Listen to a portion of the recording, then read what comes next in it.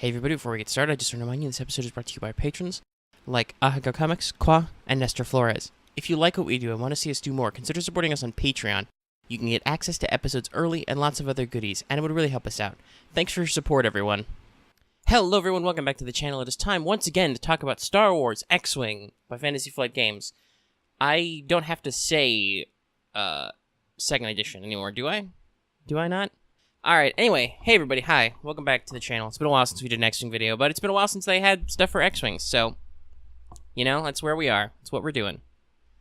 Sorry, there's probably some noise there where I accidentally pulled the mic cable. Anyway, what was a headphone cable? You know what I mean. Focus. Center yourself. And, yeah, we're going to talk about X-Wing. Specifically, we're going to talk about the Servants of Strife Squadron Pack. First off, before we do anything, if it's been a while since you watched one of the videos on this channel, you may notice there is a slight change in styling. That's because, yes, we are trying to very slightly increase production values over time so that YouTube yells at us less and we make better videos. So I hope you enjoy them. Let me know what you think of the color scheme for this one. I kind of like the blue and the whatever teal or turquoise color that is. I feel like it kind of meshes with the Vulture Droid colorings in this pack, but I know that the CIS official color is orange, so I don't know. I could go both ways. Anyway, yes, this is the Servants of Strife pack. This is kind of like your semi-starter kit, because you still need a core set. I kind of wish they'd go full bore on that, but they don't. This is basically your most wanted for CIS, the Seps, which gives you one Belbullab and 2 Vulture Droids, with the Vulture Droids having a unique color scheme from the standalone Vulture Droid pack. And lots of other stuff, and we're going to talk about what they talked about in the preview today. So, let's jump into the Belbullab first. I gotta look at that name every time, because there's so many consonants.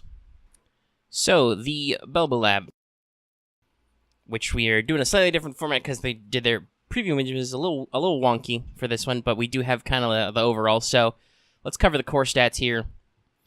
You've got a 3 forward primary attack. Yes, I used a fun Unicode symbol I've been using on the forums for months to do that. It's got 2 agility. That is right? Yeah, it's 2 agility. Sorry, I'm double-checking myself because I'm not looking at the actual cards, and I instantly think, did I write that right? But, oh, okay. So, I'll make a fix to that. In my notes right now, it says 3 shields, but that's actually 2 shields. So, in the final video version, you'll see that that's fixed, but obviously now I caught it because I was double-checking myself.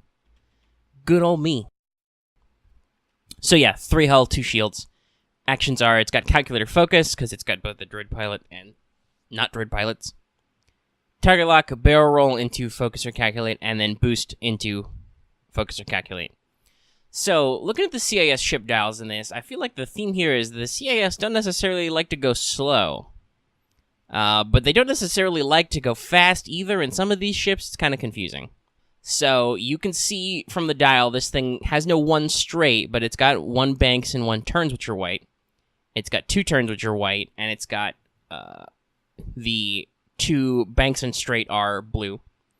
Now, the 3s are really interesting, because it has 3 turns, which are red, and it's got 3 sloops, which are red, and then it's got 3 banks, which are white, and then 3 forward, which is blue, and then it's got a 4 and 5 forward, which are white.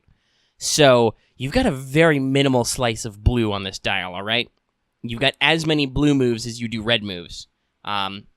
So, what you see here is that this thing's kind of a knife fighter, but not in the sense that, like, interceptors are knife fighters.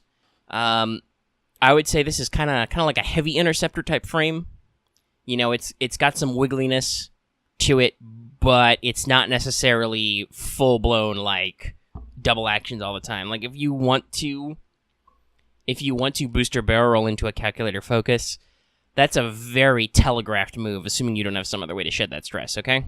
Like, it's rough. But the sloops are cool. It gives you a little flexibility there.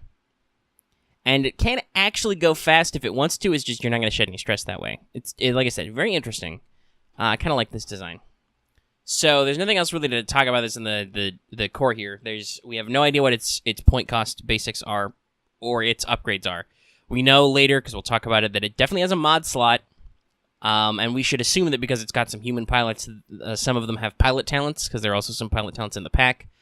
But other than that, I'm pretty sure it doesn't have missiles. I know in, like, the old Battlefront 2, they used it as a bomber because they didn't have any other models. But there are actually droid fighter bombers, which will, I'm sure, come out later, so there's not really need for that. So yeah, like I said, this might be kind of like a heavy interceptor type frame. Like it's got and it doesn't have the agility for it, but it's got kind of like a streamlined, not a lot of flair, but it's got a decent punch. But it doesn't feel like it's beefy enough to be a nice, medium fighter or multi-role fighter like an X-Wing or something, right? It's not quite a heavy shooter, even with that 3 attack. But we'll see. It's got some tricks up its sleeve. So let's end this segment and talk about the pilots. So as usual, we start with the generics at the bottom of the initiative ladder. We have the Fitha and Atra autopilot, which everybody will from now on just call the autopilot because, my god. And a little bit of flavor text here talks about, unlike the more disposable stuff, the scalable assembly design, the Belbullab with a mix of firepower and speed. Oh, I should also mention that I'm pretty sure we know there's a title. Look at the spreads there. Do we see a Soulless One title? Maybe? I know. Grievous's personal fighter is supposed to be called the Soulless One, so I would assume it's in here somewhere. It'll either be in here or it'll be when they make a standalone Belbullab pack. I shrug. But yeah, the autopilot is a droid pilot, so they have calculate tokens. This can give them synergy with other droid pilots and their calculate-based abilities, which is pretty cool. It's a generic, obviously, and all the other pilots we've seen are not generics. And it may, in fact, be the only generic one. We don't know. I don't think we know for sure, anyway. Is there another generic in there? There might be. Who knows? Sorry, the spread's very tiny. It's hard to read. But, so this uses the calculate instead of focus. Got all the same stats, no ability, generic. Pretty standard, I'd say. Would I use it? Probably. I don't know. It's got a 3 attack. The general theme after seeing this box seems to be that CIS is probably a heavy swarm type build, with maybe the Scimitar as a support type ship. So these types of fighters, especially with calculate, could slot into like a handful of Vulture Droids doing some Vulture Droid stuff, or maybe other future elements. We'll see. Otherwise, not a lot to talk about here. Hopefully it's not too expensive. I mean, it's only got 5 HP and 2 agility. Got a decent dial, though, and got a decent action spread. But like I said, I don't think there's a lot of opportunity to modify them with upgrade cards. But nothing else to say here, I think, since we already talked about the core stats. So next up, as you can tell from the handy-dandy visuals I've built, is Captain Sear. As in, to sear or heat. I'm going to assume that's a Kage infiltrator, but could be a Cage infiltrator. I don't know. No idea who this guy is. Is he from the Clone Wars? Did FFG make him up? I don't know. He's got a subtitle, so they probably didn't make him up. But he is a organic of some kind. And I assume it's a he with a name like Captain Sear. So they use the focus instead of the calculate. And basically, he has an ability at I2. Which is when a friendly ship at range 0 to 3 performs its primary attack, if the defender is in the bullseye, or in its bullseye, before the neutralize result step, the friendly ship may spend 1 calculate token to cancel 1 evade result. So that's pretty neat. Obviously, while Captain Sear cannot benefit from this personally, unless you're using an ability to kind of like spread calculates around. This is a great help to your friendly droid buddies. You're probably going to see a decent chunk, maybe not a lot, but a decent chunk of people trying to build Sear with cheapo Vulture Droid builds, where they just calc up and then try to gain the ability, because some of them like to have the enemy ship in your bullseye anyway. So, yeah, they're a lot of fun with their calculating this. So Captain Sear's pretty cool for that. Other than that, I2 in the Belbullab, you're mostly going to be using them for swarm support, so that's where it should be. So it's not like it's a huge loss, but it definitely feels like with a pure support ability for allies, because like I said, unless you figure out a way to get calculates on Captain Sear cannot calculate. I don't know. It's good that their eye is low, but that'll probably hurt their ability to actually smack people with that 3 attack, right? And hey, look, it's everybody's favorite DJ, Watt Timbre. If you don't get that joke, just search for DJ Watt Timbre on YouTube. You'll find it. It's a classic meme. But yeah, so Watt Timbre is another synergy-based pilot. He looks like he works well with some friends. But here's what he does, which is, by the way, he's I3, in case you can't read in the 2 places it's printed. But he reads, while you perform a primary attack, you may re-roll 1 attack die for each friendly ship at range 1 who is calculating of the defender. So, once again, obviously he cannot calculate himself. But the lovely Vulture Droids can, which is really good. So, I think a little bit more maybe than Captain Sear. Captain Sear, supports your swarms by letting them get better chances to have their attacks go through, like they can cancel an evade result. But what Watt does is he makes himself better. He gets free rerolls, which might free up your actions, so you don't have to target lock so much. You can free up your actions to barrel roll or boost. Maybe you can even afford, because you have dice mods, to choose to barrel roll focus and then not worry about your needing to clear your stress right away because you've got an inherent mods. You can use your focus defensively for sure. So he's kind of I think an offensive counterpoint to or a selfish counterpoint, I should say, because technically Sear's offensive, but Watt Timbre turns the fact that allies are calculating into an asset for him. Captain Sear helps other allies who are calculating. Also important, they don't have to spend their tokens to do this, so they can save their calculate tokens either for when they actually shoot later, if you're using real cheapos who are at a lower initiative, or just defensive maybe. That's a little hard, obviously, if you're combating high I ships. But, yes. And also, you can defeat your opponents with sweet techno music blasts. Not a lot else to say here, but I like Watt Timbre a lot, other than just for the jokes. So, speaking of rerolls, let's jump up to I4. General Grievous, the ambitious cyborg. Apparently being a cyborg does not give you calculate tokens. He's still got focus. But his ability reads, while you perform a primary attack, if you are not in the defender's firing arc, you may re-roll up to 2 attack dice. So yeah, this is really interesting, and some people on the internet and stuff are a little conflicted because Grievous has an arc dodging ability. His platform's technically an arc dodger, but he's only I4. He's not even I5. It's very interesting. I think especially with the mod that comes in this pack for the Belbullab. I'm getting better at saying that. But I feel like the Belbullab is supposed to be a little bit tankier. So still, I think the idea here is not so much that he actually gets to use his ability a lot, but that, like some other abilities, because when we talk about Vulture Droids, we're going to have some interesting conversations about movement and area denial. But I think the point is that Grievous creates a zone where he's got a 3 attack with possible 3 rerolls that you don't want to be in. So it forces you to put him in your firing arc, or try to engage him, or stay out of his firing arc if you're not going to be shooting at him. So depending on what you're doing, he can be very distracting, and if he actually gets to flank people, because that's totally Grievous, is just rolling up at the side and bushwhacking guys. If he actually gets to flank people, then he's devastating. He's got 3 attack dice naturally. He can reroll up to 2 of them. You can focus up for that extra insurance, or you can try and barrel roller boost to get out of arc, but stay in arc. The only concern is that lower in initiative. So if you're fighting cases where your opponent's not going high initiative, it will work, but especially compared to you want to make natural comparisons to the Republic. The Republic's got a lot of I5 and I6 guys. Now they're going to be really expensive, but it's going to be hard to pin those darn pesky Jedi down with this ability.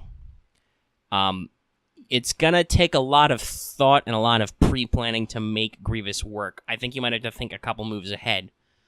But, like I said, if you actually get to proc his ability, it can be pretty rewarding. Other than that, yeah, I don't know.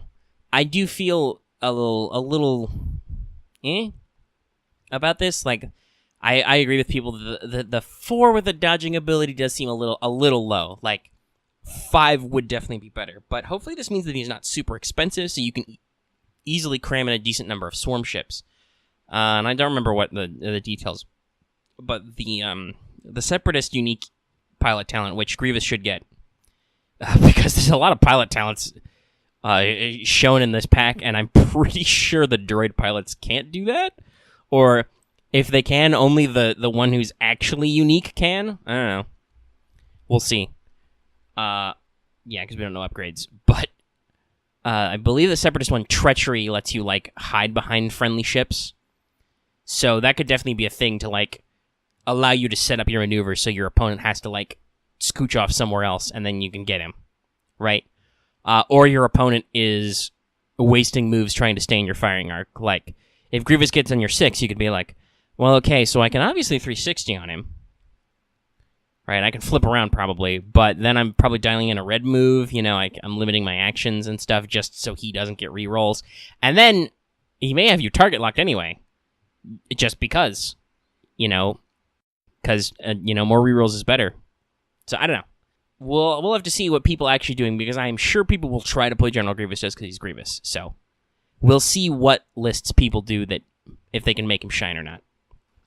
Now we will talk about the Belbullab's personal unique modification.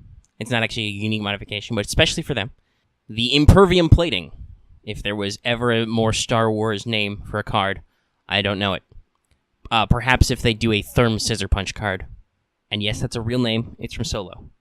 So the Impervium Plating is a modification. It has 2 charges which don't come back. It's only for the Belbullab, like we said, and it says, before you would be dealt a face-up ship damage card, you may spend 1 charge to discard it instead. So, basically, after your 2 shields are gone, if you have Impervium Plating tacked on, you get 2 times where you get to ignore a damage if it's a crit and if it's a ship.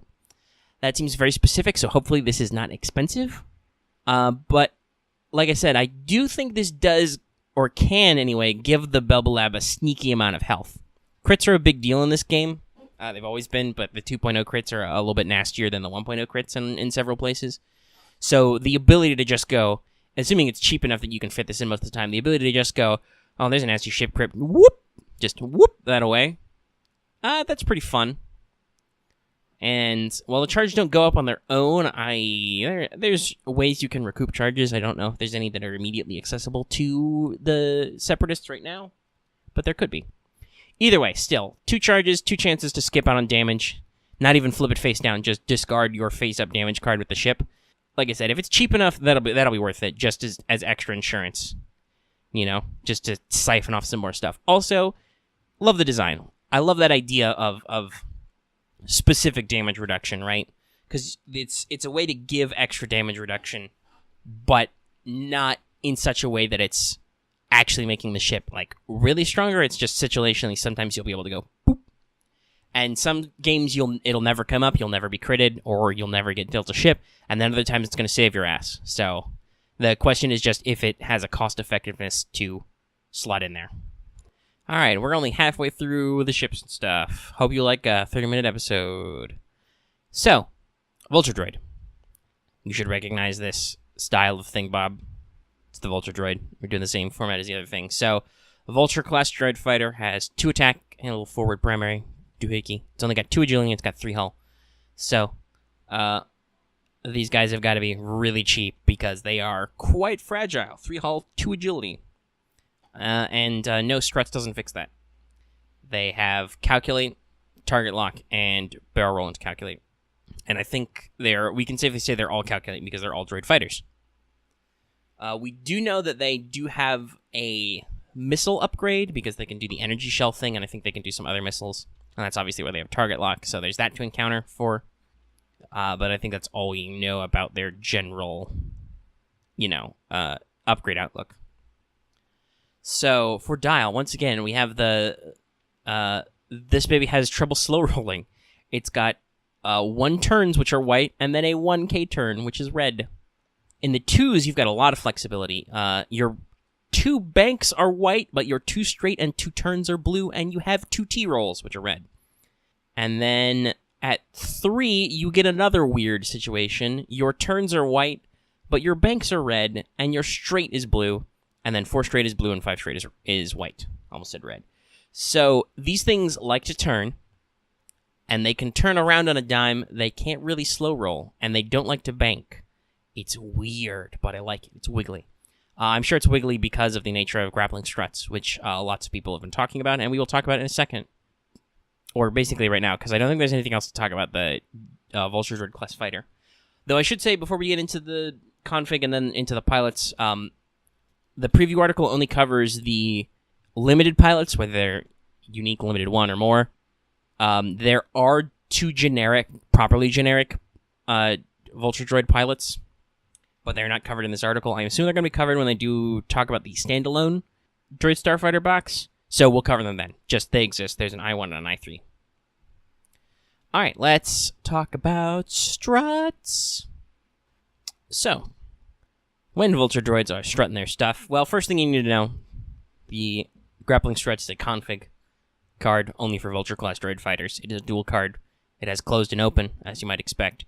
And so you have to start with closed. Set up, equip the side face up. So that's a rule. In setup, you have to equip it that side. And it reads, closed reads, when you execute a maneuver, while you execute a maneuver, I should say, if you overlap an asteroid or debris cloud and there are 1 or fewer other friendly ships at range 0 of that obstacle, you may flip this card. So 1 or fewer means you can have up to 2 Vulture Droids around the same obstacle, so long as it's an asteroid or debris field. We don't know what the new obstacle type does yet, but it doesn't apply to this. Okay? All right. So that's pretty basic. While you're executing a maneuver, if you happen to cross over an asteroid or debris cloud, you can immediately flip over. Struts open. It's very wordy, but hopefully you can follow all this.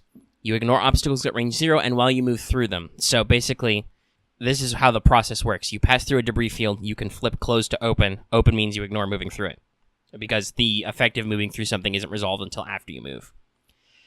And that's one effect. So you ignore obstacles at range 0, so you can ignore landing on them and shooting through them while you're touching them and while you move through them.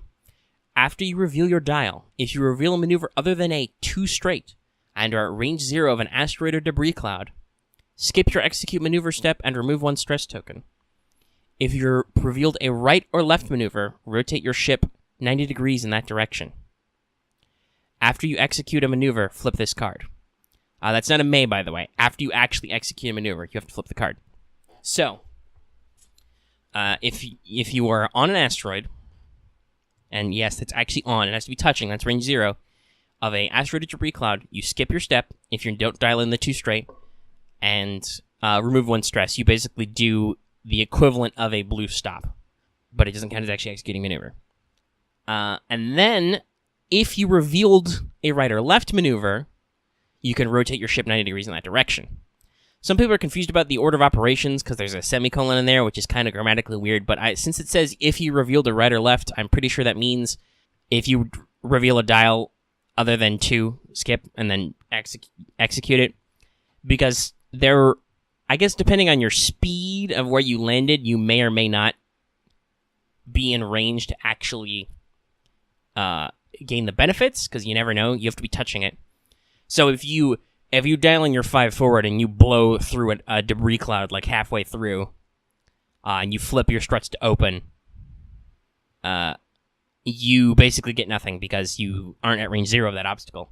If you time it right, so you do the thing, you can do that. Also, you don't skip actions, so you can still, like, barrel roll.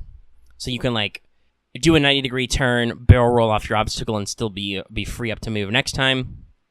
But that doesn't count as executing maneuver. And then after executing it, you flip it.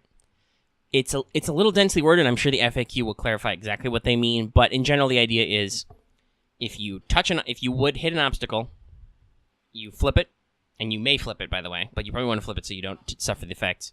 You flip it. While the struts are open, you ignore obstacles at range 0 and while you move through them, and then after you reveal your dial, if you don't do a 2 straight, you, like I said, basically do a blue stop, and if it was a turn, you can rotate. And then after you execute the maneuver, you can flip this card.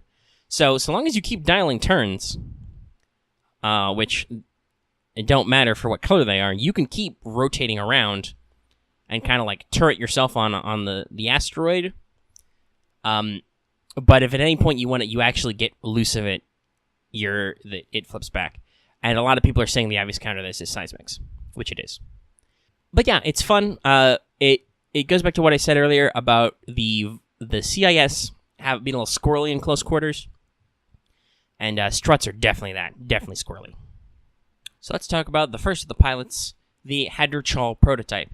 Also, shout out FFG for using a font where it's very hard to tell if that's a D or an O, but it says so in the file name that it's Hadrochal, so Hadrochal prototype.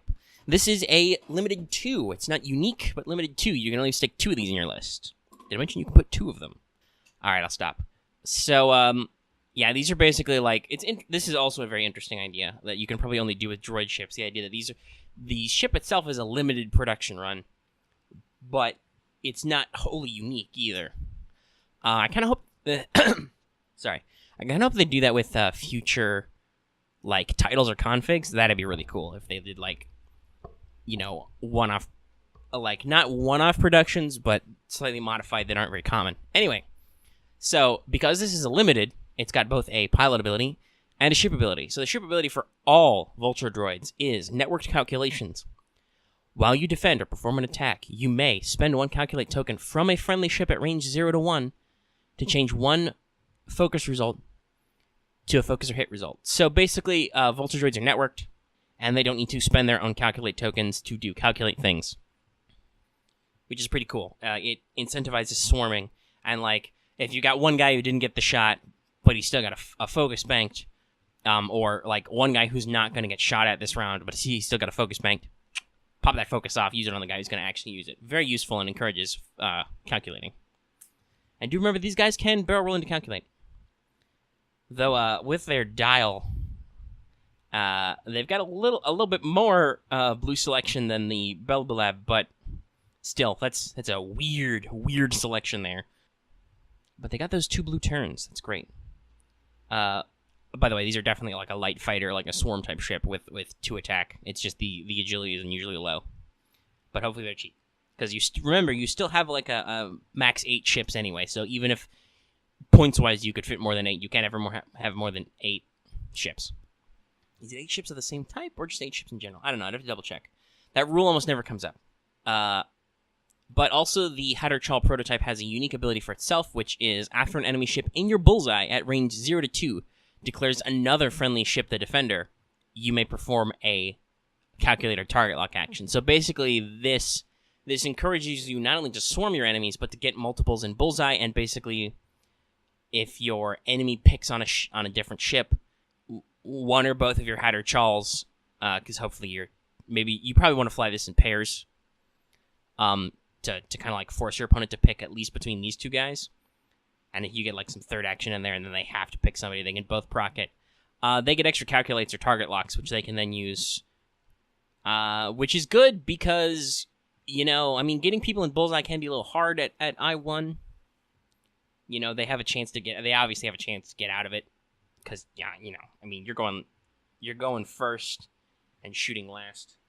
But you never know. You still might get some stuff zeroed in, and you also might set up some blocks, right? Because you're running a swarm build. And basically, when it procs, it's pretty good.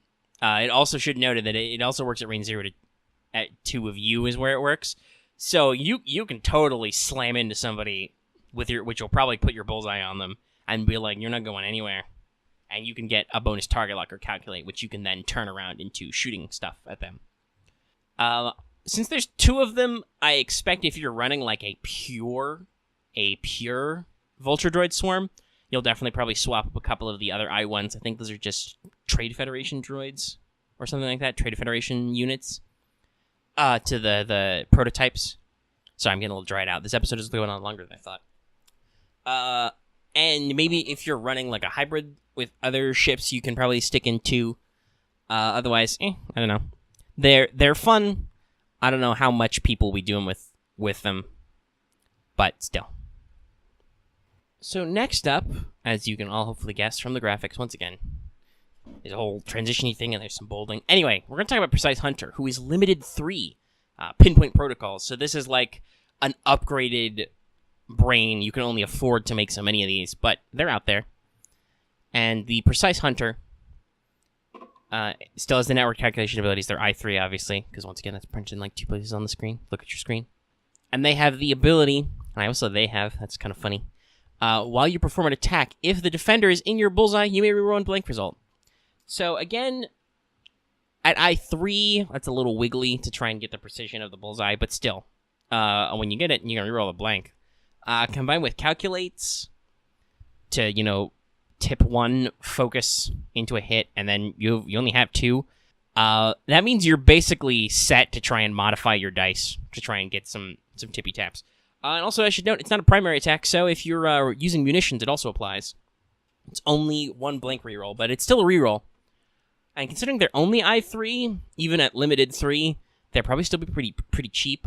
You could definitely probably form, like, Grievous or something, and then 3 Precise Hunters, and basically create a lot of territory denial where you're giving your opponent lots of spaces they want to make sure they don't end their turn in. And while, yes, obviously, anybody who's got a high initiative and the ability to, like, boost barrel roll or even double reposition can be like, nah, I'm not going to be in your bullseye. If you get a few of these guys, forming your nets and stuff, there's a lot of, like, dragnet or, like I said, area denial tactics I think the CIS are going to use. You're going to want to, like, fly in kind of, like, loose formation and then cage your opponents in and then drop the hammer, which Precise Hunters can do pretty well. Well, I say hammer. I mean, there's still only 2 attack ships, but you get enough of them together, they can put some hurt on there, and like I said, their ability should work for Ordnance. So, they're pretty fun. I like this idea of, like, limited 2s and limited 3s for the CIS. It's kind of like one of their gimmicks. And the one blank reroll works perfectly with their ability to calculate, and spend friendly calculates, too. But other than that, not much else to say since we don't know point costs and stuff. And now we have our one truly unique pilot so far out of the Vulture Droids, DFS 81, a specific serial number. We can figure out which one he is later, but he's that one. Or it. I don't know if Vulture Droids are specifically masculine or femininely programmed. Who knows? But DFS 81 is the preservation programming. They are truly unique. Only 1 pip. And their ability reads, when a friendly ship at range 0 to 1 defends, so 0 to 1 means it includes you, it may spend 1 calculate token to change all crit results to hit results. Considering you've only got 3 hull and no shields, that's pretty handy. You still have network calculations, so if you spend your calculate token to save your ass, you can still spend a buddy's calculate token to actually shoot. This is also probably the only Vulture Droid pilot I've seen who could possibly have a pilot talent. Probably not still, because I bet that's how that works. But it could. It's actually a singular self-preserving programming. And yeah, it's an okay ability. We'll see how he costs vis-a-vis Precise Hunter, since DFS is actually wholly unique in terms of being limited. Other than that, they're 3, but they've got a decent self-preservation ability. Calculate tokens are going to be everywhere with the Separatists because of, like, networking and stuff. You're going to be calculating so much. I think it works out. It can be a fun thing to do with them. And I'm hopeful there's maybe like a 4 droid pilot, but I could see them all being 3 and below and kind of like swarms and stuff. We'll see. We will literally see, because there's a whole Vulture Droid pack coming, which I believe has another unique pilot, Internet Detectives. It's been a while since I double-checked everybody's internet detecting on this stuff, because it's, through the holiday season, there was a lot of Legion updates and not a lot past the initial announcement of this for X-Wing, because Wave 2 actually came out, but we're doing previews and stuff now, because there's a lot to preview. Anyway, I'm rambling. We're done talking about DFS. I've heard some people say we should call him Doofus, but at the same time, I don't like that, because he's actually really smart. He's like, no crit. No disassemble. And here we are at the outro. That is everything that has been covered in the preview so far. Obviously, yeah, there's some missing ends, and maybe they'll come back for, like, do an upgrade-specific preview. Or maybe they'll just move on to the Republic next week, or maybe they won't move on to the Republic. Maybe they'll do, like, the droid one. I don't know. FFG always likes to give me lots of work to do on these videos. So we'll see. I'm sure they'll be coming. But thank you for sticking with me for so long. I knew this episode would be long, but it's still longer than I intended. That's why I'm starting to get a little scratchy in my throat. So I'll go ahead and wrap up. On the Legion front, we are expecting the personnel packs to come out later this month. So obviously there'll probably be some final previews where we actually learn stuff about those packs, even though the RRG update has probably covered most of them. So I'll talk about that then. I'll talk about future X-Wing stuff. We are still planning on doing more L5R content just today, because I had to delay this a little bit because I was working on another project. There was an announcement for a new clan pack for the L5R game. But As I've said before, I'm not super into the card game yet, so there's not really much for me to discuss there, other than be like, oh, look at all the pretty art. The art's great. So there's no real reason to do a whole video on that, but yes, we're continuing to do L5R content, and if you haven't, check out some of our stuff that we've done already. And I'm just really waiting for Emerald Empire to get a PF release. I'll probably talk about that book and review when that happens. Anyway, everybody, thanks for listening. If you like this video, give it a like. That really helps out the channel, helps out the video. If you have any comments on either of these ships, the upgrades, any of the other stuff we talked about, go and leave those in the comment section down below. And also, you can join our Discord, where you can talk to people about stuff all the time. And if you are new here and have not already, please consider subscribing to the channel, so you can always track when we post videos. And even if you are already subscribed, don't forget that bell for notifications, so you always know when we post a new video. Because, hey, you might never realize when we're going to post a particular video of a particular type. It can really help you out. And like it says at the front of the video, consider supporting us on Patreon. You can get access to episodes early. You can get downloads for some of our more audio-focused content in other areas. And it would really help us out, along with maybe buying some merch. I know we need to go harder on merch, but we're planning more impressive designs later. Anyway, that's the end, everybody. I think I said thanks for listening already, so I'll just do my usual outro for X-Wing, the only show I actually have a good outro for, and say, happy flying, everybody. Later.